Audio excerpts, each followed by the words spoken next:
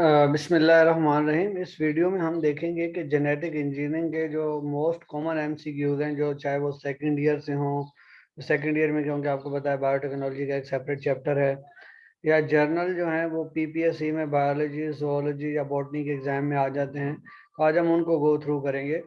तो फर्स्ट हमारे पास जो एमसीक्यूज है वो है कि full set of gene in an individual, कि एक जो ऑर्गेनिज्म है उसकी सारी जीन्स जो हैं वो क्या कहलाती हैं। तो जवाब है इसका जीनोम। दूसरी टर्मिनोलॉजीज जो किसी भी एमसीक्यूज में दी जाती हैं वो आपको पता होनी चाहिए, जैसा कि जीन पूल जो है वो पॉपुलेशन से रिलेटेड टर्म है, कि पॉपुलेशन की जीनोम को स्टडी किया जाए। फिनोटाइप जो है वो expression of genotype in the form of trait, कि हमारे अंदर जो है वो हाइट की जीन है लेकिन हाइट का बड़ा होना एक फिनोटाइप है।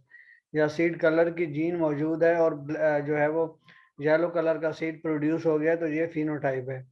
जीनोटाइप एक स्पेसिफिक कम्बिनेशन ऑफ जीन के हमारे अंदर, मिसाल के तौर पे कि जो है हाइट की कौन सी जीन्स प्रेजेंट है, तो ये जीनोटाइप हो जाएगी। नेक्स्ट है कि लूसीफरेज एंजाइम। जो लूसीफरेज एंजाइम है वो कौन से इंसेक्ट में प्रोड्यूस होता है, तो ये जुगनू में प्रोड्यूस होता है, जिसको हम कहते हैं फायरफ्लाई। ये एफएससी से एमसीक्यूज है कि antibody use for the treatment of genital herpes. Genital herpes एक डिजीज है जिसको एसटीडी कहा जाता है। तो जेनिटल हर्पिस के लिए जो एंटीबॉडी जो है ट्रीटमेंट के लिए यूज होती है वो सोयाबीन से ली जाती है। इकोर वन। इकोर वन जो है ये एक रेस्ट्रिक्शन एंजाइम है या रेस्ट्रिक्शन एंडोन्यूक्लियस है, या ऐसा एंजाइम है जो जेनेटिक इंजीनियरिंग में मोस्ट कॉमनली डीएनए को कट करने के लिए इस्तेमाल होता है। The two different pieces of DNA join together is called.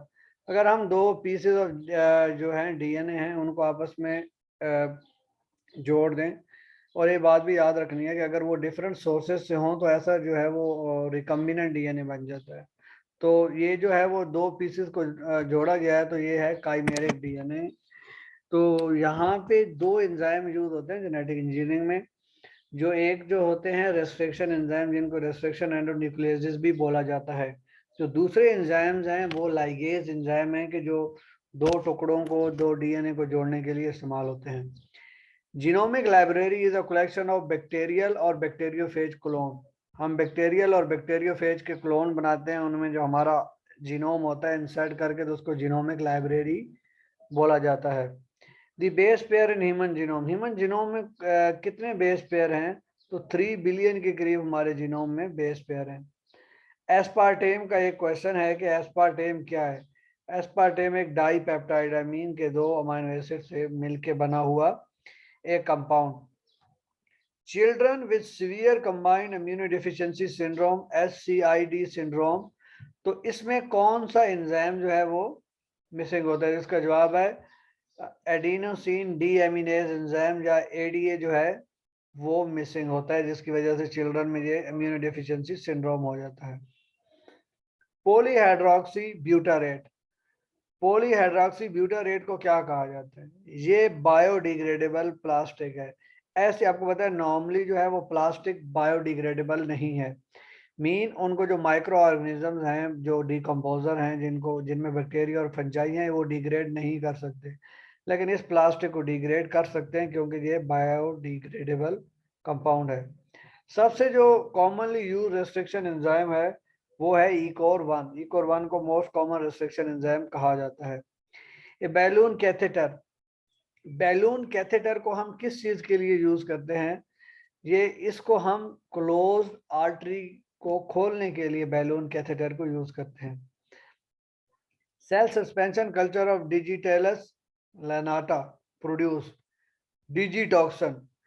डिजिटेलस lanata जो है वो डिजीटॉक्सन को प्रोड्यूस करता है। इन 1958 एफ टी स्टीवर्ट ने एक पूरी जो है वो कैरेट ग्रो की थी from a tiny piece of plant से। तो वो जो उसने टाइनी पीस ऑफ प्लांट है वो फ्लोएम से एक छोटा सा पार्टिकल लेके उससे पूरी की पूरी कैरेट एफ सी स्टीवर्ट ने जो ग्रो कर ली थी।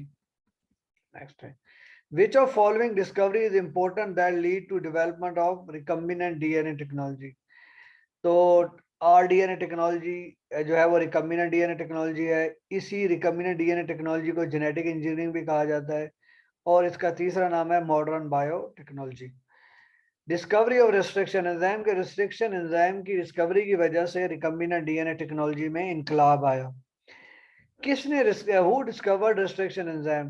तो नेथन, आर्बर एंड स्मिथ, ये तीन बंदे थे कि जिन्होंने रेस्ट्रिक्शन एंजाइम्स की डिस्कवरी की। रेस्ट्रिक्शन एंजाइम्स आर एंजाइम, तो ये ऐसे एंजाइम्स हैं जो डीएनए को कट कर सकते हैं, डीएनए में कट लगा सकते हैं।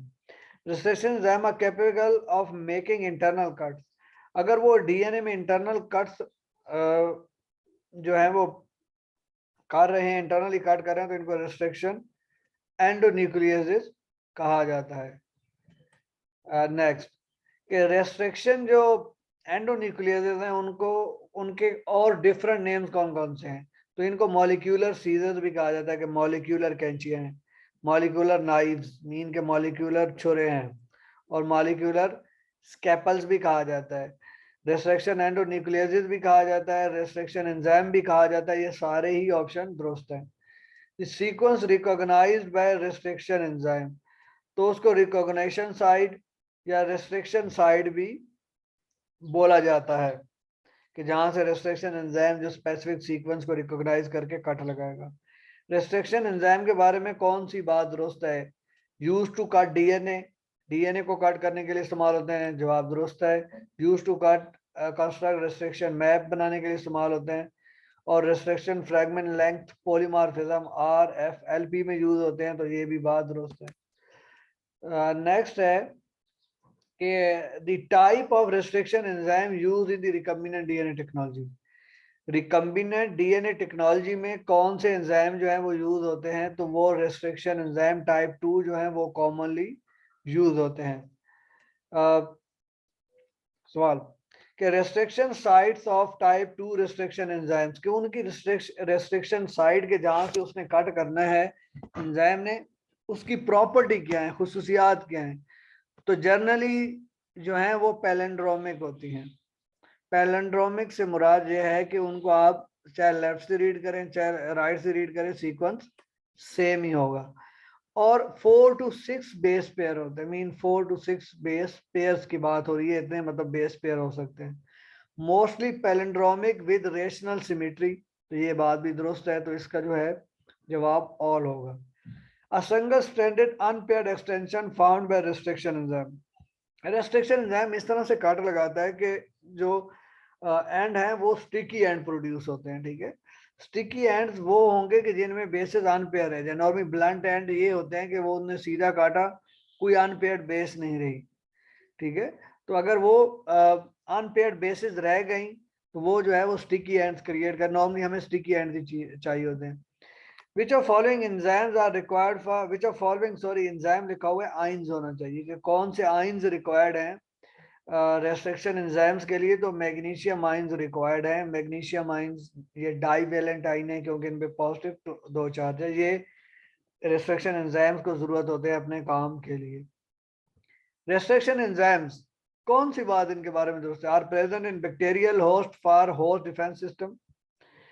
बात ये इंटरेस्टिंग है कि ये बैक्टीरिया में पाए जाते हैं और बैक्टीरिया का डिफेंस सिस्टम है ये, और वायरस जो बैक्टीरिया पे अटैक करते हैं उसको ये डीएनए को ये किल कर देते हैं, मीन कि उसको क्लीवेज कर देते हैं, और involve in self defence against involve in self defence of viruses against virus. यहाँ पे जो है वो बैक्टीरिया की जगह क्या होना चाहिए? वायरस। के होते तो बैक्टीरिया में है लेकिन जो डिफेंस है किसके अगेंस्ट है? कि ये वायरस के अगेंस्ट किसको प्रोटेक्ट कर रहे हैं? बैक्टीरिया को। ठीक है, बात ये भी याद रखनी है। बैक्टीरियल का डिफेंस सिस्टम है, वायरल डीएनए क्लीवेज कर रहे हैं, और बैक्टीरिया का सेल्फ डिफेंस है किसके अगेंस्ट? वायरस के अगेंस्ट। तो ये जवाब जो है यहाँ पे ऑल का ऑप्शन होना चाहिए। नेथन, आर्बर और स्मिथ जिन्होंने ये जो है रेस्ट्रिक्शन एंजाइम डिस्कवर्ड किए थे, उनको जो है वो नोबेल प्राइज मिला था। तो उनको नोबेल प्राइज कौन से साल में दिया गया था? तो इसका जवाब है 1978 में। उनको 1970s में उन्हें डिस्कवर किया, 1978 में उनको नोबेल प्राइज दिया गया। टाइप 2 रिस्ट्रिक्शन एंजाइम जो सबसे पहले आइसोलेट किया गया था वो था हाइन 2। ये कई जगहों पे हो सकता है हाइंड 3 भी लिखा हो, लेकिन ये जो मैंने इसको कंफर्म किया है ये हाइंड 2 ही है। आगे फिर ये एमसीक्यू रिपीट होगा। Which of following are characteristics of type 2 restriction endonucleases? Restriction enzyme type 2 जो हम genetic engineering में यूज करते हैं उनकी क्या प्रॉपर्टीज हैं? Contain 2 subunits, इनके 2 ही subunit होते हैं। Cleavage site is either near is or at near restriction site, के जहां से उन्हें क्लीव करना है कि वो restriction site जिस पे इन्होंने बाइंड करना है उसके या वो वहीं पे हो सकती है या उसके पास हो सकती है। तो ये नेक्स्ट एमसीक्यूज में ना थोड़े इश्यूज हैं, इसको मैं रीड नहीं कर रहा क्योंकि genetic engineering restriction enzyme cleave the DNA at specific site known as recognition site, restriction site इसे कहा जाता है। रिस्ट्रिक्शन एंजाइम्स का जो दूसरा नाम है रिस्ट्रिक्शन एंडोन्यूक्लियस है।